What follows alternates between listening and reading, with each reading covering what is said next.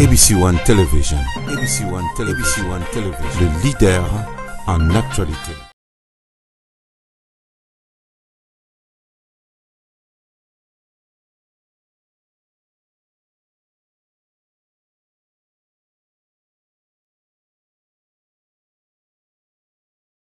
Et Yves Luamba, voilà, tous allez vraiment très content pour les respects. Il y a rendez-vous Oyo, tous allez pour vous informer ici à travers la chaîne panafricaine Africa Télévision. 15 ans au service de la population. Merci beaucoup à l'équipe technique. Voilà. Derrière les caméras, je vois Domboma et Jonathan Shindani. Voilà. Merci beaucoup à Fia Lungela qui est à la réalisation, sans oublier les coordonnateurs. Armabouka, et puis merci beaucoup à notre DG Idriss Okenge, pourquoi pas.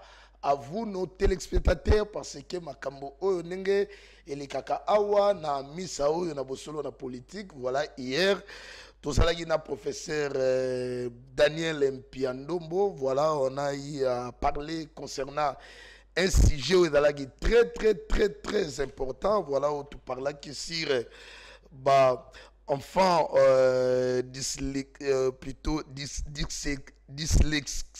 plutôt, attendez, voilà, les mots là, c'était très compliqué. Voilà, les enfants dyslexiques, bien. Oyo, banao, badali na ba trouble mental, voilà, to mekaki ko développer yango awa na plateau na biso et puis intéressant qui ba téléspectateurs na biso prévané qu'on a reçu beaucoup d'appels, pourquoi pas ba SMS au bandeko batindi la biso. Merci beaucoup. Moi je vous félicite longo ne bisika no soto bozali parce que ce pays n'appartient pas aux hommes qui nous dirigent ou les hommes forts, voilà, mais le pays appartient aux hommes de cœur. Les hommes de cœur, ils allaient bateau oyo tant que pazo beta masolo. Ya bandeko oyo bana na biso bazali na ba trouble mental. Mais voilà au moins aujourd'hui nous sommes avec notre invité Otosagi na lobby lelo asongi lisusu poto meka ko continuer parce que hier ba question na ba réaction oyo ba téléspectateur ba bandeko komela biso tozwa ki temps ya ko satisfaire bango nyonso te. Alors yango to souhaita ki ameka ko ya lelo pe to meka ko continuer toujours na makambo oyo etali ba enfant oyo badali na problème il y a dyslexie, voilà, et puis auto bengi yango trouble mental, et puis tolobele l'appel sous deuxième sujet, voilà, qui concerne plus la politique, auto tolobele la sur la nécessité d'appliquer la dictature éclairée sur le plan sécuritaire, voilà, afin de booster l'économie congolaise. On est dans la deuxième sujet auto tolobela na makambo etali politique.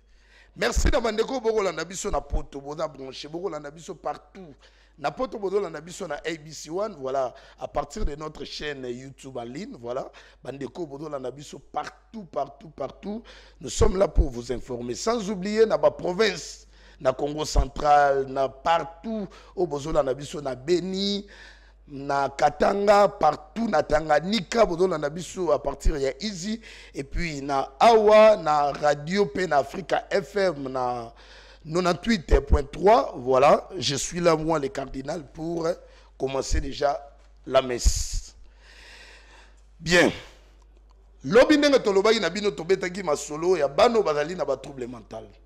Voilà, notre invité est de retour aujourd'hui encore par rapport à la question botunaki les loto meka kosolola, et puis a mekapé ko proposer biso programme spécialisé au étali éducation yabana, parce que aujourd'hui nous sommes dans la gratuité au niveau il y a enseignement de base, mais ces enfants là aussi bada épargné ti na kati ya constitution bango pe faut bada la bénéficiaire bano badali na ba trouble mental, parce que bande ko ba meko ko komela biso ko benga biso.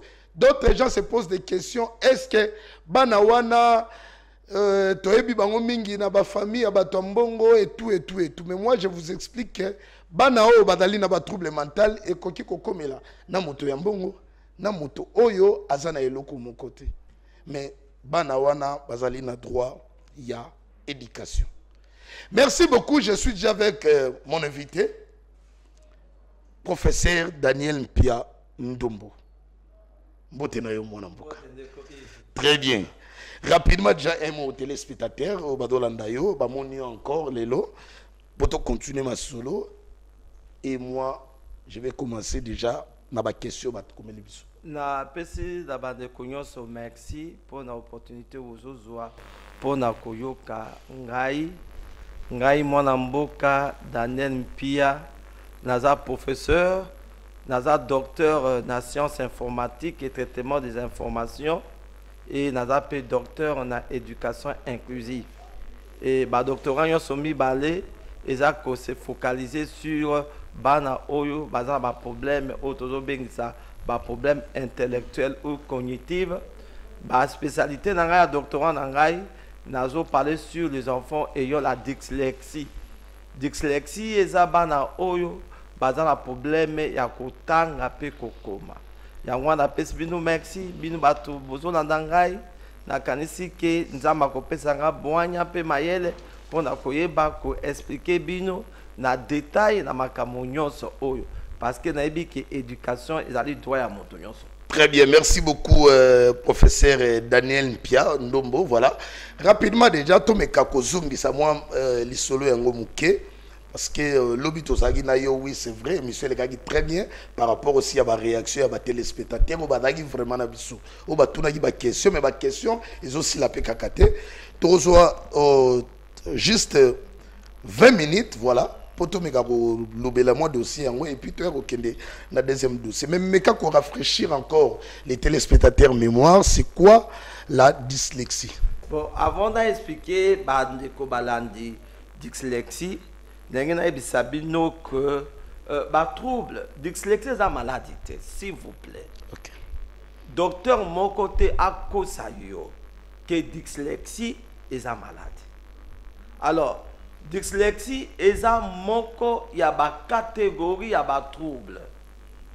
Alors dyslexie est la catégorie trouble auto bengisa trouble cognitif. Qui dit trouble cognitif est le trouble intellectuel. Na na trouble cognitif wana tozana bana oyo bazana autisme. Autisme peut bazana bana oyo bazana na trouble intellectuel bazana mingi. Mais le long na koluba pon etali dyslexie. Très bien. Na ngite ke bato ba confondre yango na bana oyo baza na problème peut-être ya koyoka, bano baza problème peut-être ya komona, bano baza peut-être ya koloba. Bango déjà gouvernement congolais zo luka solution pour na bango. Bana wana déjà ba komi na école inclusive. Ba koki kokota na école ya bana nyo surtout papa mbate problème ya moto ezate ke po moto bakata eloboko. Ezate que pour moto à mon akate. Et le que ça kokoso na bomo ya moto ezali cerveau ya moto. Très bien. Bana dyslexie, baza bana oyo baza na problème cerveau na bango eza na trouble. Trouble ya bana wana ezali lié na kotanga pe kokoma. Na lingi na ebisa bino na mokili oyo mobimba. Maladie oyo eza maladie te trouble oyo sur bana 20 mwana moko azana trouble oyo. Tango ozokela na bana n'école bana 20 d'école primaire yebake mona moko azana kati na trouble wana parce que bato oyo bazana trouble oyo ya dyslexie na mokili mobimba bazoke na 17% ya population ya bato na mokili tozana 7 milliards 758 millions quelque chose. Très bien. Mais dans la précision 17% ya bato oyo bazana dyslexie na mokili mobimba tozana 17%. Peut-être pena biso tozoloba awa tozana dyslexie. Est-ce que pourcentage est dans le collato pourcentage est dans kokita? Pourcentage ya bana oyo ezokola. Parce que dyslexie ba komaka te dyslexique. Mais ba bota maka dyslexique. Okay. Il faut yeba que mokili ezape ko kola. Bato pe bazape ko se augmenter na mokili. Au moment que bato baza ko se augmenter na mokili, malade wana pe les troubles wana pe eza ko se augmenter. Très bien. Merci beaucoup todo kenemale malembi. Mi tuna ezalaki belé malgré lobi todaki na émission wa.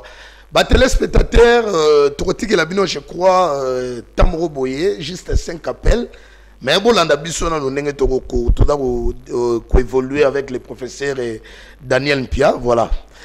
Ba cause na yango ezali nini po moto abota mwana oyo adali na dyslexie. Bon, ndeko cardinal cause na yango eza cause ya moto ye moko te. Eza cause moto do ben sa génétique. OK? Très bien. Génétique. Mais quand on compte na mozindo. Na kat dans ba génétique, c'est-à-dire que eza na ba gène bino do ben sa en français, na trop anglophone que moi na botami na yango. Eza faute ya papa te, eza pe faute ya maman te. Eza pe faute te que pour bouti na famille pauvre. Eza pe faute te parce que bouti na famille riche. Moi na abotami na yango. Alors, na ba famille mosusu ekomaka héréditaire. Ça dit que ceux qui bozalaki na moto moko na famille, oyo azalaki na dyslexie, peut-être pe boyeba kiti azalaki na dyslexie. Très bien. Na ngina expliquer bino a bo comprendre ba caractéristique ya moto aza na dyslexie. Peut-être bazana ndako bozoye babango te. Très bien. Moto aza dyslexie caractéristique ya liboso aza na problème ya commémoriser ba mots yo sote d'aller imprimer. Ce qu'on peut si mot, on peut si lettre. OK, peut-être on lobby qui a mémorisé A B C D. On tient un papier imprimé à kokoka commémoriser en côté. Mwana oyo aza na problème à dyslexie, yeba kazo koka ko mémoriser même alphabet. Alors, tozomona bana wana bazana âge ya 0 à 7 ans. Toza ko détecter bana dyslexie na 0 à 7 ans. Libanda ya 7 ans et komi kokoso. Aussi longtemps que moi na taraza mona muke bokoki ko améliorer trouble wana. Et bana wana bazana problème ya inversion ya ba nombre. Azomona 6 lokola à 9. Azomona 12 lokola à 21. Bana wana bazana problème ya inversion ya ba lettre. Ye azomona lettre B lokola D. Azomona lettre P lokola lettre K. OK? Et azana problème ya changement de l'ordre des lettres dans un mot. C'est-à-dire que ye azoye batendenge ya kotia ba lettre na mot. Très bien. Alors peut-être maman ye akobala na M ati M mosusu aye kotia N aye kotia A. Donc ndenge toko kene malembe ne na bolanda bien professeur Daniel Mpia. Donc bango bazali na malformation physique te. Bango ezaka na niveau ya cognitif, ya intellectuel. OK, na niveau ya mutu. Très bien. Bon maintenant moto malgré ndenge koloba wana mais soki bandi ko komela mwana mutu adana na katanda kuboye est-ce que munganga pe ko détecter yango ou bien il faut que yemoko parent ou enseignant à partir ya ba makambo zo bana biso ya ba signe wana il peut repérer si facilement que moi nada déjà na ya gwanda loko na zoloma moboti nyonso tango boti mwana. Oui. Il faut olandela mwana. C'est pas dit seulement que boti mwana osundoli mwana akomi kokola na mopepe. Classe ya mwana ezo senga moboti nyonso. Alors pour que oyeba ko mona que mwana na za problème eboye, il faut d'abord ba critère on a zo ba. Mais ça na lo ba mo ba critère. Natiki comme ça oui. Ba parents ba yeba critère wana. OK. Ba yeba ba caractéristique oyo eza ko kanga bana o baza na dyslexie. Mwana wana aza problème ya omission ya ba lettre. OK?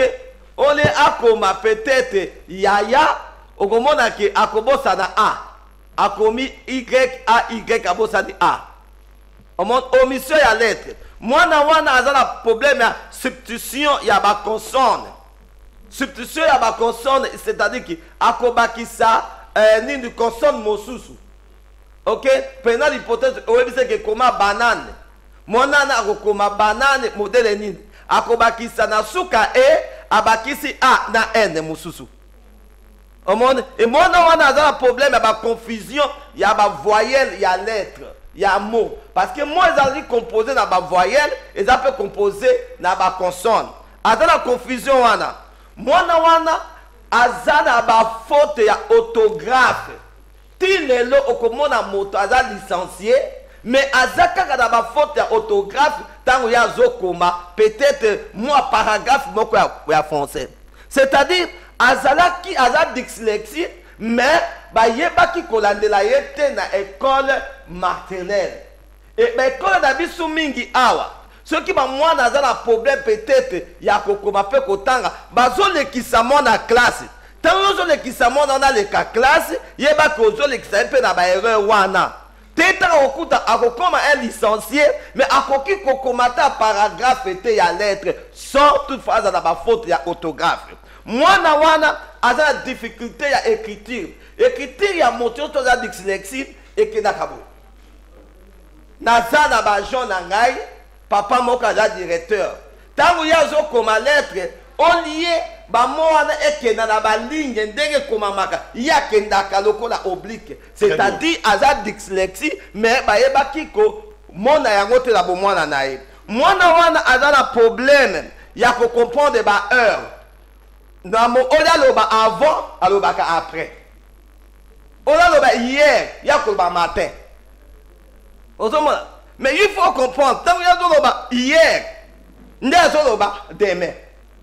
Tant il y a avant, on est allé après. Et moi, on a un problème, il y a qu'on comprendre ma direction. Direction, le coup en haut, en bas, à zoé batté. Un problème, il y a au gauche, au droite. C'est un problème. On commence la confusion. À gauche, en gauche, c'était, mais à droite. Et moi, on a un retard, il y a Koloba. On commence à moi, à 11 ans, à Yébé, monsieur Koloba, malam mouté. Et moi, je akoki jamais kotanga livre à haute voix. Très bien. Comment batomingi azotanga mais azotanga à haute voix te. Azobanga noki ba erreur na ye et comment nana. Toza na problème wana, bana wana bazana problème oyo ke évêque bazoye bate ya ko diviser un mot dans un syllabe. Net mot banane. Banane est divisé dans 3 syllabes. Banane. Moi, na dyslexie, à quoi bate ko diviser un mot dans un syllabe. À quoi bate ko diviser syllabe dans ba son. Yangwana, moi, ma kabla koloba na question. Très bien. Je crois que rapidement déjà, n'a dopé sa numéro à professeur, voilà. Bozo ba stylo numéro à professeur. Hein, parce que lobby va déranger biso.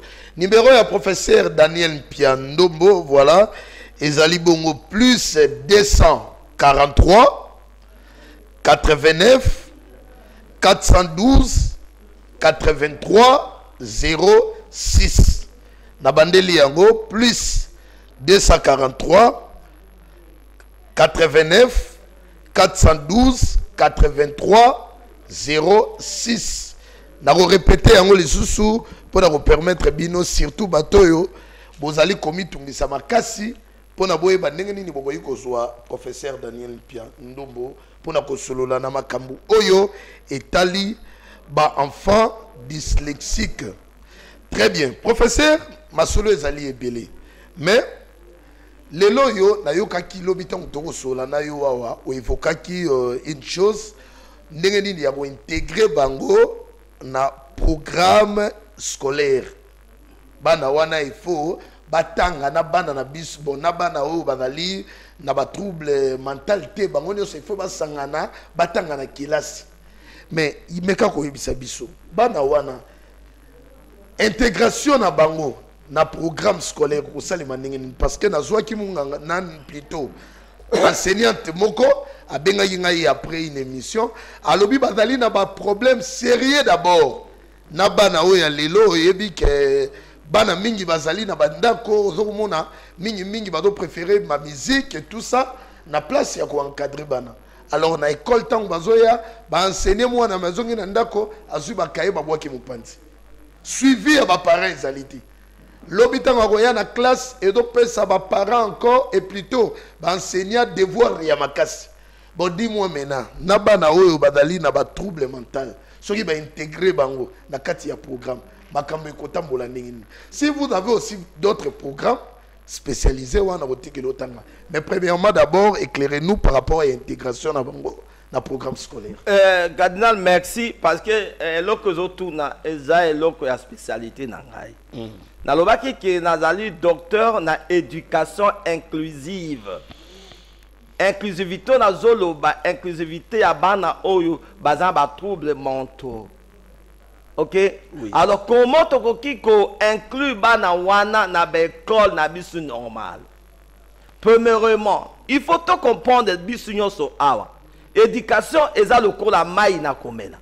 Moto nyonso aza na droit ya komela mai. Soki gouvernement ou ba parents bazo négliger bana o baza na ba trouble intellectuel ou trouble nyonso pour na incapacité na bango, alors bazo commettre na zo ba contre droit de l'homme, droit humain. Intégration bana ne ko salema ndengeni.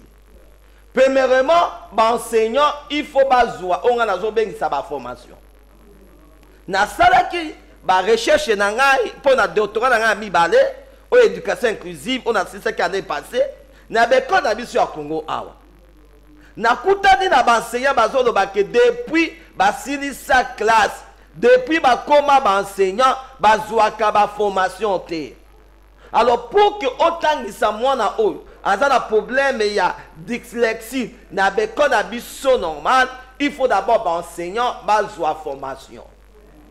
Na kati na formation wana ngai naza spécialiste na domaine wana na développer modèle moko pédagogique on azo bengisa ngo inclusive. Modèle pédagogique wana nde tokoki kozwa bana wana to intégrer bango na même salle de classe na bano baza normal. Parce que ceux qui toza ko ekate bana wana eza kopesa bango ba problème psychologique. Mwana na tonga zo mona bania balati uniforme bake na classe mosusu. Ye azokenda na classe bazobengisa classe ya bazoba. Ndenge bido lobaka na Congo. Ma classe on la classe ya bazoba. Oh, eza classe ya bazoba te. Mais voilà pourquoi tokokoti sabana oh tozobeza na classe ya bazoba na kati na classe ya bana nyonso. Na classe ya bana nyonso yo biebe loko moko cardinal. Il faut tous aller na présence ya ba enseignant debout na ba enseignant assis. Enseignant debout akoyeba kopesa leçon na ye na bana nyonso. OK? Mais natango enseignant debout azopesa leçon na ye, ba enseignant assis bazokende pa ya bana oyo baza na kokoso wana. OK?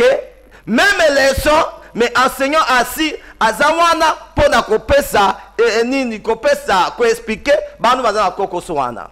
Na classe moko ekoki koleka pas plus de 20 élèves. Tant que tu as commis un problème à gratuité, tu as commis 80 élèves dans la classe wana. Dimelangai cardinal. Bano bazana classe où il y a gratuité à 80 bana. Bakoye kolelo komo kote. Mwana honnête azana dyslexie wana. Soko memiye na classe ya gratuité wana. Mwana wana akozala kaka na présence akotaka classe et azongaka parce que akoye kola eloko mokote. Na éducation inclusive, na modèle pédagogique inclusif oyo ngai na développé, na sengi na gouvernement congolais. Premièrement, il faut pas motiver ba enseignants. Oyo ba zope sa classe. Parce que ezosenga ezali modèle moko ezosenga mbongo. Gouvernement il faut appeler ça mbongo, ba enseignants wana bazala motiver pour na kolakisa bana wana. Très bien. Et deuxième chose, il faut tous dans la présence d'un enseignant assis. Troisième chose, ils ont 5 classe et la minimiser, groupe et la moquer. Pas plus de 26 élèves na 4 na classe moko. Parce que na 26 élèves wana tokoko dans la bande bazala dyslexie 3. Na 3 élèves wana il faut tous na 3 enseignants assis. Ba oyo akbakolandela bana wana. Yeba pe da ko sosola ndeko. Na bana balingaka komisunga bango moko. Au moins ce bazar na classe, moninga zoye bate à cause l'effort à la kisa moninga. Les enfants bien éduqués. À kokoma lokola enseignant assis ya moninga. Très bien. Wana na niveau ya primaire. Bon maintenant na secondaire. Baro kisa sou ba professeur comment? Na niveau il y a secondaire. Voilà. Ce qui mwana o ya na problème ya dyslexie. Premièrement, interrogation na ye, il faut pas penser ça tango mingi. Ce qui est interrogation est dans 45 minutes, Moi, dans la dyslexie, à la poste d'interrogation, que ça là 1h30 minutes. Ozo kangai, ba cours nyo surtout oyo ya zozua. Ba enseignant o bazo pesa ba cours wana, il faut to pesa bango encore plus ou moins 1 heure du temps. Après avoir kotangisa bana nyoso, nyoso te l'équipe, classe ce que c'est na 12 heures, si ka oyo na 13 heures, ba enseignant wana ba koya uniquement pour na bana wana oyo baza na dyslexie. Oyo ba comprendre quitter ba matière au moment ba camarade bango bazalaki na classe. Ça demande de l'argent. Ça demande aussi participation ya ba parents. Ba parents na molakisi. Il faut bazala moto moko. Et molakisi pe il faut azala na onga na zo bengisa bolingo. Soki molakisi azangi bolingo. Premièrement, a consulter moi na wana zoba. Oza mayele te. Tango mwana azoyoka mwana zoba oza mayele te mwana kokima classe. Tango mwana kokima classe akokenda komela makaya. Tango mwana kokenda komela makaya mwana wana kokoma kuluna. Je vous l'ai dit, majorité ya ba kuluna oto na na Congo bazali bana oyo bazana problème ya maladie ni trouble mental, trouble dyslexique oyo bekol ba finga bango bazoba. O ba finga bango ba kindoki. O ba finga bango koza mayele te. Mwana yoso akoyoka soni, n'est-ce pas? Ya mwana kokima classe et akokenda na libanda kokenda komela bangi. Boya basi bakokoma bandumba pour que école et PC facilité te ya kosi sa classe. Très bien. Na ba université, comment ça va se passer? Na ba université toza na ba étudiants mingi. Je vous l'ai dit encore mingi. Na ba université, je suis professeur des universités. Na université à Congo, na zoye bisayo, netinga na za mota yespe kombe. Ozo pesa dicté na mwana. Mais mwana azo ko dicté te. Makamo zo lo bana tableau, na makamo mona zo koma eza biloko mibale. Voilà pourquoi dans l'université, mwana nyoso za dyslexie, il faut azala na appareil tozo beksa nini yako yako enregistré professeur tant à zopé sa cours. Tant professeur zopé sa cours, moi na dyslexie, il faut enregistrer professeur. Tant ko zonga na ndako, ako banda kolanda likamo moko professeur abandaki kopesa. Na tango ya ba interrogation, soit d'examen na ye, il faut ma multiplier par 3. Ce qui examen là qui n'a 1 heure du temps, moi on a droit examen à 3 heures du temps. OK? Et de 2, gouvernement, il faut appeler ça bambongo na ba institution wana ona zoloba pour que ba zola bango ba encadreur. Moi na dyslexie azana posa na enseignement ya 1 par 1. Moi na dyslexie. Et à l'école maternelle, et à l'école primaire, et à l'école na université, il a besoin il y a aide. Très bien. Aide de Kouta dans le gouvernement. Merci, professeur Daniel Piandombo. Est-ce que c'est réalisable de réaménager programme scolaire, programme académique Mobimba et ça les pour sauver banana biso bazali na problème ya trouble mental. Oui, bien avec sûr. La volonté politique? Bien sûr. Et donc ça les manamikili ya poto. Oui. Et donc ça les en Afrique du Sud. Ah en Afrique, la zone en Afrique. Et donc ça les en Kenya. Et donc ça les en Zimbabwe. Et donc ça les en Tanzanie. Et donc ça les en Zambie. Mokili mobima sika oyo bazako adopter système ya éducation inclusive. Très bien. On lié à ko séparer bana ba classe, bozui bana wana baye na même classe, même école na bano bazan normaux, mais il y a des choses à suivre. Il faut gouvernement ati ambongo. Ce qui gouvernement a un souci, il y a classe, il y a bana. Azana un souci que bana ba comme batominer le lobby, il faut ati ambongo. Merci. Na ebiselo ko moko na lobaki lobby. Na lobaki que bouche azan dyslexique. Reine Elisabeth, y Angleterre, elle est dyslexique. Bill Gates, elle est dyslexique. Famille, il y a monarchie en Hollande, elle est dyslexique. Mais, okoye bate. Okoye bate parce que bazolo ba bien. Moi, la dyslexie, alo baka bien. Akomaka français, madame, te.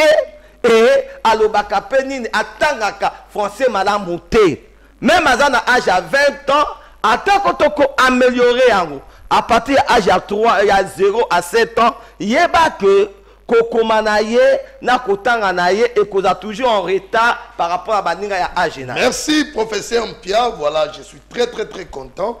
Les locaux toboyi na nous appellent na moni moi to appelle les athées pour vous comprendre.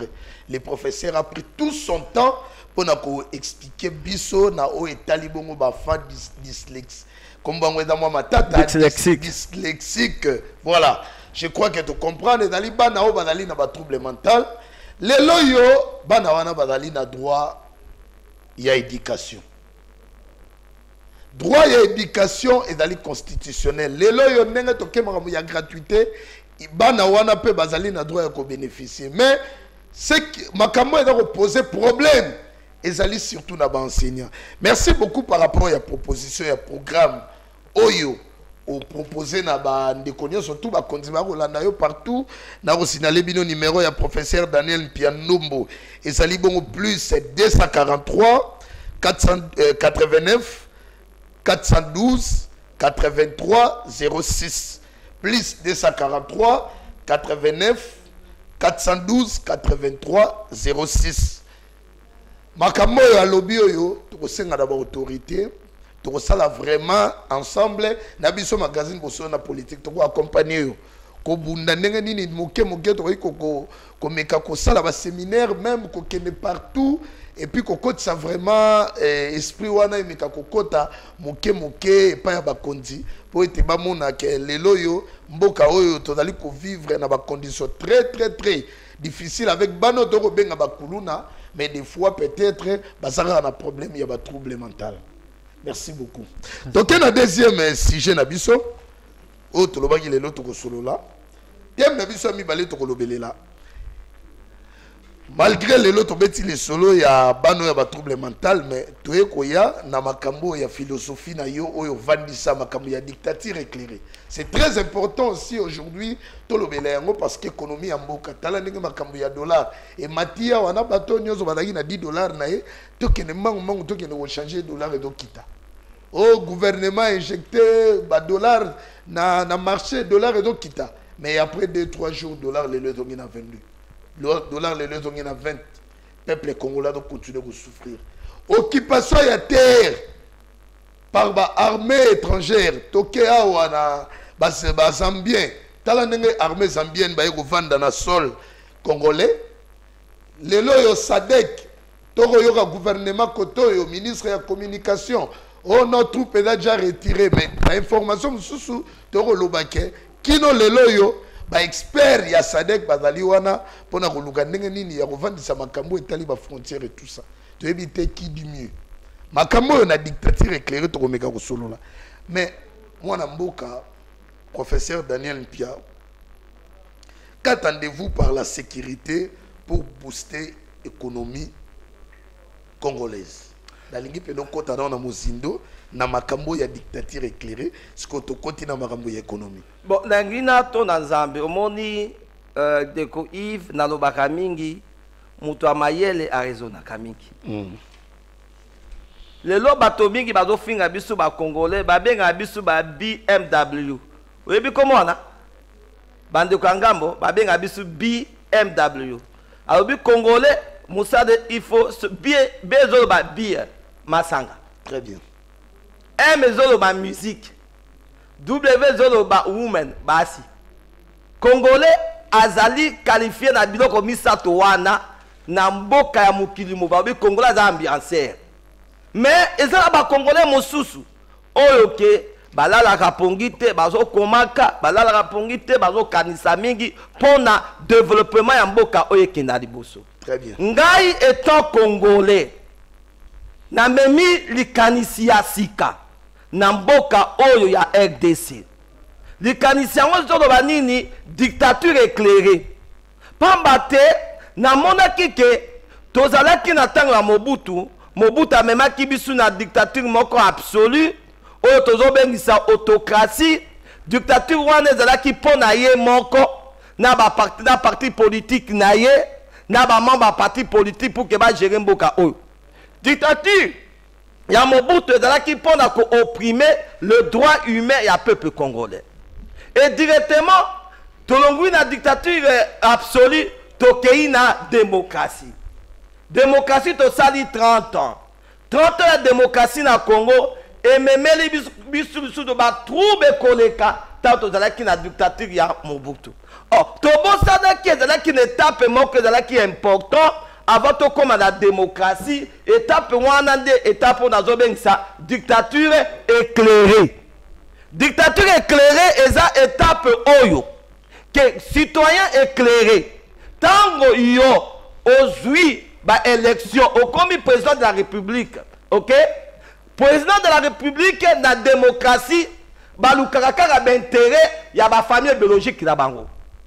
Président de la République la démocratie na mboka ya Afrique balukaka intérêt ya famille politique na bango. Alors ba ignoraka intérêt ya peuple. Na dictature éclairée mokonzi ya mboka na sima ya kopona ye ifaluka intérêt ya peuple. Dictature éclairée est un régime oyo ezoluka intérêt à peuple. Très bien. Alors, dictature éclairée wana na frontière na biso, comment to sécuriser ba frontière na biso na zela ya dictature éclairée mona mboka Yves. Toko sala ndenge nini? Congo ezali entouré na 9 frontières. Congo eza mboka munene na mboka ya Afrique. Na 9 frontières wana tokomi komonda ba frontière na biso ekomi mbulunga. Bato bazobotola biso babele. Mwa bamboka ya mike oyo bisu toyebaki bango bakombo te. Lelo de bamboka wana bakomi kobunisa biso kobotola biso mabele. Très bien. Na dictature éclairée pour que to récupérer ba mabele na biso, pour que toti ya kimia na mboka oyo, il faut d'abord na lobaki liboso, il faut toza na armée moko ya makasi. Na ebi que Congo toza na armée. Mais il faut siko armée na biso ezala armée ya ba citoyen éclairé oyo bazoluka intérêt ya mboka na Congo. Po bato mingi bakoti na armée na biso baza bana mboka na biso te. Alors tango topesi bango ba bokonzi ba comité na niveau ya likolo bango nde baza daye banguna ya kati na mboka oyo. La dictature éclairée aussi. La dictature éclairée toko sala ndenge nini? Premièrement, toko former ba soda na biso. Ba soda waza toko former bango, il faut ba zala ba soda ya originel congolaise. Faut ba za ba congolais. Faut ba za ba na mboka ya Congo. Et deuxièmement, soki mbonge zwami, toza la capacité ya kotia ba mur. Toza la ki na Bible zo ba mur ya Jéricho non? Ba mur on est Jéricho de la ki mur ya séparation. Na ba mur ya Berlin na Allemagne mi balewana. Ba tia ki mur ya séparation te. Bon, soki to kozo ma koki ya ba mur te. Il faut to placer sécurité. Bande ko ya bisu ya paramilitaire. Ba to kola ba DGM wana. Il faut bazala ba congolais éclairé. Il faut bazala ba citoyen congolais ya original. O baza ba originel Congo et congolais parce que to yebi ba congolais mosu bazali congolais naturalisé non. Aza congolais te mais ba parents baza ba congolais te mais tellement avali na Congo a série nationalité congolaise. Là c'est permis dans le monde entier. Même là ba congolais o baza naturalisé. Il faut balata sentiment ya Congo pour na koluka ko sécuriser ba frontière na biso. Très bien. On est allé économie. Pour tout le monde, tout est économie. Très bien, oui. Mon tout est économie to kosala ndenge nini. Yebake. Mboka nyoso ezana insécurité ya ba frontière. O sécurité zate ezamboke ku kokota na développement. Sécurité frontière eza moko ya élément ya développement na mboka. Et loko dit aux autres na mboka na biso. Bato bazobunisa biso eza pona ba ressources minières oyo nzambe asopa na kati na mboka oyo. Yango de luka makambo. Yango nde ezolukela biso makambo. Na dictature éclairée. Na dictature éclairée. Ba ressources minières nyonso oyo nzambe apesi biso ekozala contrôlé na banque centrale. Pourquoi banque centrale? Parce que banque centrale bangonde bato basimi mbongo na biso. Ba minéraux nyonso avant to tinda to exporter minéraux. Exportation ba minéraux ke na libanda, il faut to zwa ba taxe, il faut to ba impôt ezala. Mais si ko komona ke moto moko songolo azozwa ba conteneur ya ba minéraux na biso azo le cas de frontière et na complicité à soi-disant ba congolais. Mais la dictature éclairée, la frontière n'a bisu et cause la protéger dans les Congolais éclairés. Tango, bato balingi bazwa ba minéraux na biso, bako sombe pa na biso, et mongo wana toko mema yango na banque centrale, pendant ko booster économie na biso. Deuxième chose, ndeko, ozotu nanga mituna na zo ya no na mituna wana. To boy makambo ya exonération. Ba exonération wana yangonde eloko zo komisa mboka na biso pauvre. Okombona moto moko ka songolo, un libanais moka ye na kati na mboka oyo, ale kop na ye na bakonzi, amemi biloko mingi na nzela ya matadi. Bako biloko wana eza mokonzi songolo. Ba exonéré libanais wana biloko nyonso. L'État congolais attend un fois Congo. Congolais a su à voter. Et continue à trésor public. Et continue à trésor public quitter. Pas sur bisu tozomona. Ils vont le quitter au Matakata. Ezo Matakata. Très bien. Babomi Congo et ça ba autorité congolaise. Bamode babomi Congo. Ils n'ont pas le cœur. Baza éclairé te. Baza na souci ya mboko yo te. Souci na bango ezali bazwa mbongo. Bati yango na ba poche na bango pour que ba famille na bango comme riche peuple à mon passe. Très bien professeur Mpia. Tika toke no malembe. Toke no malembe. Presse parlementaire bango tambola na makambo ya kovandisa kimia na kata République démocratique du Congo. Makambo ba dialogue déjà comme ko betama. Makambo dialogue déjà ko betama. Ba misusu contre, ba misusu pour. La dictature éclairée,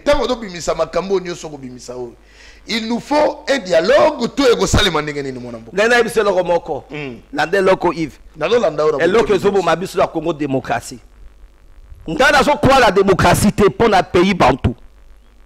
Démocratie na pays bantou et ça koloba libertinage. Kaspoto qui est la dictature éclairée. Na carte la dictature éclairée. Transition au ça les mandingues ni. À partir du dialogue tout au ça la ndenge. Non, to ça ba référendum. Ok? Faut référendum et ça les manamboka oyo. Nazo yebisa yo ndeko Yves yo za journaliste. Zwa kaka micro baladeur na yo na nzela. Otuna bato. Est-ce que boza na tina ya démocratie ou boza na tina ya dictature éclairée? Je vous le dis, 70% ya bato bako yebisa yo Yves mboka oyo ebongi na dictature éclairée. Ete bongi na dictature moko otozo bengisa autorisé. Ba 13 parlementaires wana soko tali na bozindo ndeko Yves. Eza pona intérêt ya ba poche na bango. Eza pona intérêt ya ba famille politique na bango. Na dictature éclairée, président de la République. Ye motaza na souci ya peuple. Ye motaza na souci ya développement ya mboka. Président nyonso oyo tokozwa na mboka oyo. Pour l'état makambo ya seigneur na zoyoka. Président yende liloba ya suka. Président au tribunal de grande instance andimi entérinement ya Ronsard Malonda. Décision ne se rezonga pas président. Non, une décision nyonso. Parce que bato nyonso to la to yebi bango te. Bato nyonso to la bazala souci ya mboko yo te. Bazala souci bazwa mbongo batia na ba poche na bango. Bazala souci bazwa bambongo bamema bala na bango na poto heureusement peu corona ekomi bana pe bakokela isusu poto te. Bazala souci tango bazobela bakela ba hôpital na poto mbala oyo moto bakokela isusu poto te tokovana kada Kinshasa bisu nyonso. Alors président de la République na mboka oyo ya Congo na pays africain azana monopole pour l'intérêt ya développement ya mboka na ye. Makamba ba parlementaire wana ba 13 parlementaire wana soko kei na bozindo yeba ke bazoluka kaka intérêt na bango. Intérêt na bango. Intérêt ya peuple eza kuna te. Très bien. Peuple faut ba fungola miso. Intérêt na mon côté. Tandis que la dictature éclairée mokozi ya mboka comme Fachi Azawana na mandat topesi a utiliser dictature éclairée pour le développement en Mboka. Très bien. Président Moussousa Koya a utilisé dictature éclairée pour le développement en Mboka. Les Mboka lokola Uganda. Uganda balongwi na démocratie, comme na dictature éclairée. Na Rwanda, et pas ya président Kagame, kuna dictature éclairée. Démocratie et développement Mboka te. Aucun pays du monde, c'est qui développe la démocratie te. Démocratie et zalaka tango bino bo établir système nyonso tout. Tango bino bo vandisi masolo nyonso. Tango bino bo sali ba constitution nyonso pour l'intérêt en Mboka. Siko bolobi tokena na démocratie. Très bien mon Mboka, merci beaucoup. Nangonga otoko loba oyo. Makambo oyo ya Mboka ndenge makambo eko kende koto ba proposition ya dialogue toyoki makanisi ndenge pesi na dictature éclairée na makambo ya ba frontière toyoki. Mais kokoso ya makambo ezali élection 2023. Tolanda Basile Olongo oyo azalaki bongo ancien ministre ya intérieur. Tolanda nanu ndenge nini apesaki makanisi na ye pona élection ya 2023. Ndeto oyo kozonga na yo poto beta siko masolo ya dictature éclairée na proposition oyo tokomona déjà Basile Olongo ameki ko éclairer biso. C'est parti Fia Lungiel avec la vidéo. Kolebe? Non, tous en abisso nda mazo sunga na makambo boni shadai. Ah, coup sur coup. Coup sur coup. Aza bien. Joseph Kabila puis bien. Aza bien. Moi, m'appelle les Araningi Zayekala. T. Nani. Sénateur à vie, Joseph Kabila. Dialogue belé salimiawa ya butine lote. Tant ya kete ezali passe. Mais alors, esengeli kotala est-ce que likambomba zolo bawana modifier constitution pour la élection présidentielle et le mwana tour moko comme na deux tours. Est-ce que ekoyi kolobama na bisika mususu oyo congolais nyonso amikuti tondenge nini? Toko pesa ka makanisi. Ezali parmi les 5 points où on a lobby que ezali impossible qu'on selle cette élection en 2023 et qu'on sale makatebo sana pe yango. Pour l'année. Alors na base wana koti na question munene. Na toke. Oya biso ezali batu oyo bazali be émotionnel basutuki et pour na kokamwa pourquoi ndeko Basile azolo ba makambo oya ndenge wana élection ya malonga de bonnes élections ndenge 13 parlementaires wana ba telemi pour être asolo ba kende kokutana na batu bazali na recherche il y a de bonnes élections. Pour organiser de bonnes élections, ko salisa de bonnes élections na mboka na biso oyo eza na ba préalable. Et sengeli ma observer makambu oyo ya liboso likambu oyo etali sécurité bokengi maponami wana avant, pendant et après. Likambu sécurité na tanto vandi pona ko salisa maponami oyo salemi oyo o bozali ko décrier que salema ki malamu te atako et pesibiso alternance atako kufa ya batu ezalaki tolingi te et se répéter liwa ya batu via batu via mutu ezali sacré et se répéter te.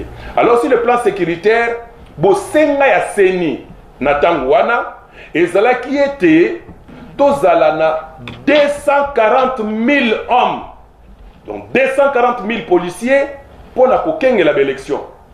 Maximum, minimum 180 000 policiers pour tokenga la élection. En d'autres termes, to vide ba siat, ba sous-siat nyonso, ba toana ba kende kaka pour ba kende kokenga la élection. Avant, pendant et après. Mais il y a un scandale. Mboke Koufi, il y a une élection. D'où qu'est-ce qu'il faut? Il faut qu'on recrute, qu'on forme. Nde loko biso to salaki na lumbangu mbangu. Ngai na professeur Mova. Mbangu to sala meto koka kite, to bundana kito bimisata 12 000 policiers. Pour la ville à Kinshasa, pour la Congo. Pour la Congo. Mbangu yambo mona ki ba place mususu. Ozo keneboyo, oyokio honorable Martin Fayoulou na honorable Eva Bazaiba bazali kolela na campagne tala babeti biso ba lacrymogène et tala pe manga lisu ya Martin ozomona abakamande ngona na campagne nde oyoka ki na beni kuna président Félix Antoine Tshisekedi Chilombo akena beni na ba kamere bulu yeke ebimi kuna ozomona bango ba kimaki na ndenge na ah ozomona donc eza malamu te il faut ko sécuriser l'élection ndenge wana to lingi yango lisusu te na mboka na biso alors pona kozala na 180 000 policiers et sengeli ko recruter 18 000 policiers maximum par an ko recruter pe ko former bango Tamola na Kinshasa omona makambo. Professeur Pia Daniel. Touti kolanda wana ndeko Basile. Oyo adalaki ancien vice-ministre ya intérieur. Aroloba pour une bonne élection. Sur la vidéo il est allé plus loin d'ailleurs pour expliquer d'ailleurs que Mboka Oyo il doit senga biso au minimum 180 000 hommes. Pour qu'il y ait une bonne élection. Et 180 000 hommes pour recruter bango, former bango, logement na bango. Donc par an, il faut 18 000 hommes. Si on 18 000 fois, pour 180 000, donc fois 10. Si par an on recrute 18 000 fois 10, donc on peut s'appuyer sur 180 000. Donc pour lui, élection aura bel et bien en 2030 pour une bonne élection. La dictature éclairée.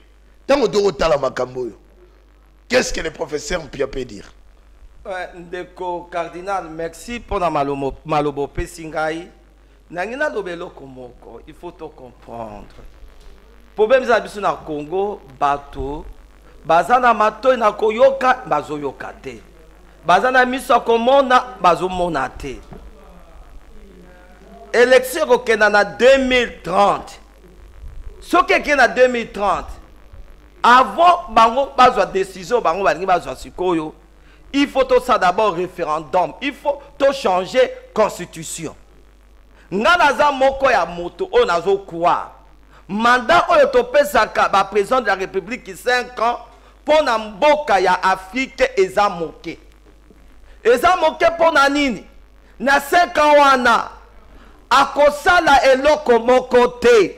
Même ce qu'a sali, à cause de l'élocre d'ali signifiante na peuple congolais. Tu peux 18 ans. Ngai likanisinange zolo baboui. Président de la République na mboka ya Congo. Tous ouaka comparaison ya France était. Comparaison ya Belgique était. Comparaison ya pays développé était. Bango déjà ba vandisa masolo nyonso. Tant le président de la République a akoya teke pour kabebisa masolo wana. D'ailleurs masolo bango ba vandisa yango de ko conduit président de la République. Na bamboka ya ba mindele président de la République a conduit la constitution. Mais constitution ya biso oyo ya Congo na lobaki de bandeli na 1958 la constitution ya Charles de Gaulle en 1958. Moi je crois de tout mon cœur que il faut changer la constitution en Mboka Oyo. La dictature éclairée, toko changer la constitution en Mboka Oyo. Ce qui toko peut sa président mandat à 10 ans. Pour Congolais, ils ont posé sa attenance politique. Pour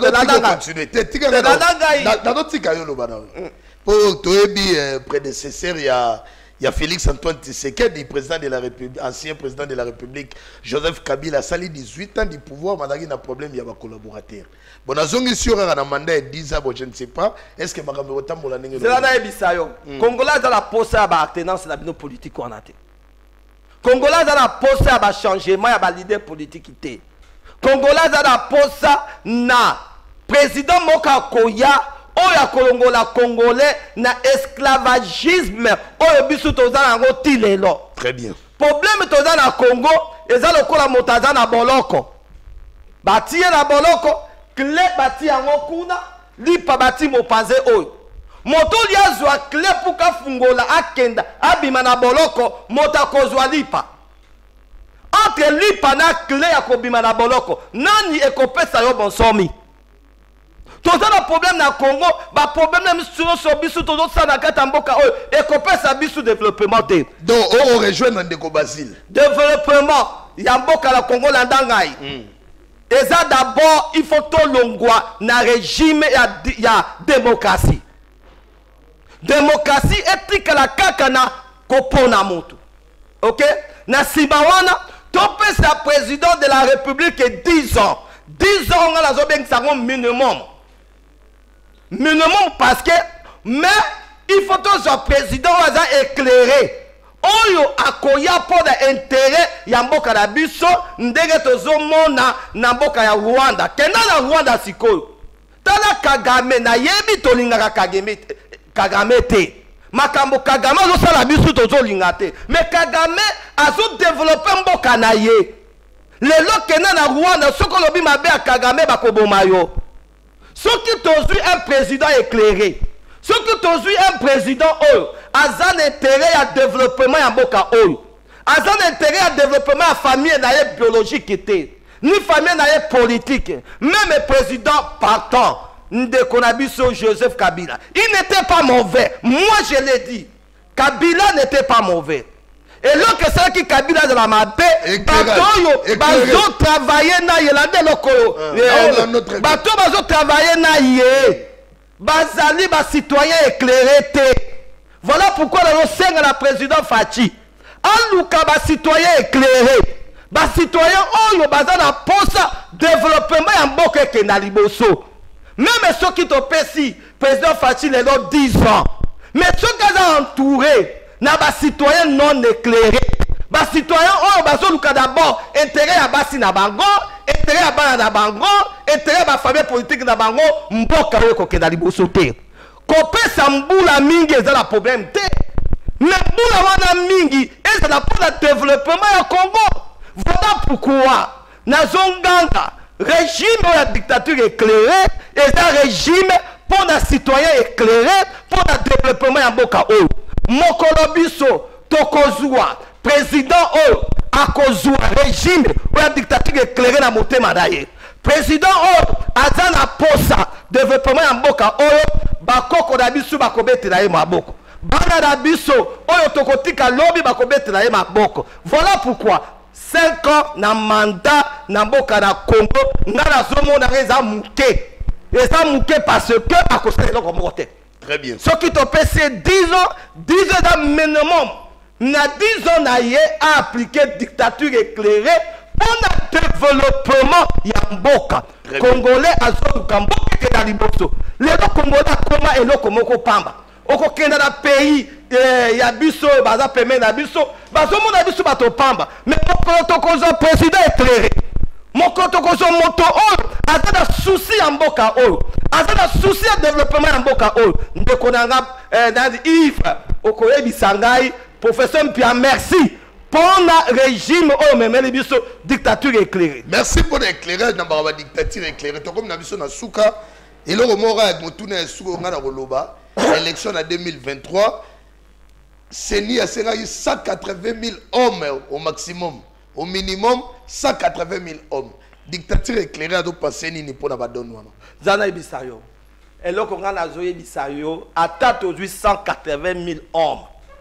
Attaque aux 240 000 policiers. Pour une bonne élection. Ce qui Bazali n'a intérêt à Congo T. Et là, comment on peut s'alimenter?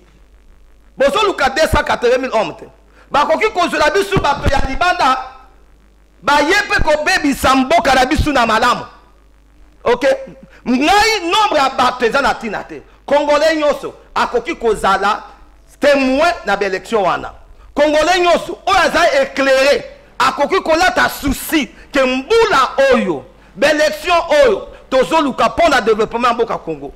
Ceux qui balongoli biloko ya biso motako peso $5 à son bibe élection nini voix électorale na yo likolo ya $5. Oso mona te ke tozo kenda wapi 240 000 balobi ezala 180 000 ezala 300 000 ezala 10 000 mais ceux qui toza na citoyen éclairé te ceux qui tozali na citoyen éclairé te motala tu souci ya mboka te ndeko nazo ebisa yo. Merci beaucoup professeur Daniel Mpia Ndombo to komi na suka ya magazine bosolo na politique Miss Sedaki Kitoko to beti masolo mingi ya pona ko éclairer ba téléspectateurs to bandaki na masolo ya bano badana ba trouble mental ti to ero suka na ba ya dictature éclairée to zu éclairage Pour biso dans l'année ndeko Basile a lobby makambo élection en 2030 et puis ça qui moi kokoso. Tozu éclairage pas na yo. En deux mots comment conclure référendum et resali makan. Yango to kosuka na. Pour na yo, pesa makanis. Bon, ngai na losenga mokozi amboka. Lisolo ya référendum, il faut d'abord à expliquer bato référendum eza nini. OK? Il faut éducation à référendum et kendate na ba au fin fond du village. Ce qui te copie ça à 2 ans, 3 ans. Tu expliquer d'abord population. Référendum ezoloba nini. Alors, c'est à partir de ça, nous avons dans un référendum. Il y a qu'à changer la constitution d'Abissou. Mais si tu as un référendum, ok, au pesi moto $10, oh là, le baboy, il y a le biboy. Nous avons un référendum wana. Toko sala, toko zonga kaka na sima. Problème tozana ngo na Congo, eza d'abord Mokozamboka a renouvelé l'intelligence et le peuple congolais. Parce que Bible lobby que votre intelligence soit renouvelée. Intelligence et le peuple congolais, eza nan de renouveler te. Le président de la République a dit parce que Congolais a l'élo, Congo a l'élo. Mécanicien d'accord. Très bien. Renouvellement intelligence exacte, ceux qui Congolais a commis renouveler l'intelligence naie, n'detoke na référendum. Très bien. Pour nous makamouana nous spécial donc élection et quoi comme matina 2030 pour makamonio surtout vendre. Bon pour ngai ezala 2030 ezala unambula nini nga na ebité. Et lo que c'est important pas ngai na zoloba awa Mokozamboka a appliqué dictature éclairée, Mokozamboka a luka développement ya mboka oyo, Mokozamboka a pona ba citoyen éclairé oyo bazali pona développement et la carte mboka oyo. Merci professeur Mpiandombo Daniel, voilà. Magazine abiso bo solo na politique et comme inasuka merci nengo yaki, merci na ndenge to sololi, merci bena ba téléspectateurs. Oh nyonso ba pesa ki biso miso na matoi. Numéro ya professeur Mpia na bandeko oyo ba ko luka na pesa qui bino déjà na début de l'émission ba pesa biso rapidement, donnez-nous les numéros rapidement s'il vous plaît. Rapidement pesa biso numéro. Voilà numéro ya professeur Daniel Mpiandombo et zali bongo plus 243 89 412 83 06 plus 243 89 412 83 06. Moto ya maele azali réserve de la République bobenga pour na ba détail. Miss Cécilie tokutana mikolo zali ko ya kimi okata mabota na bino.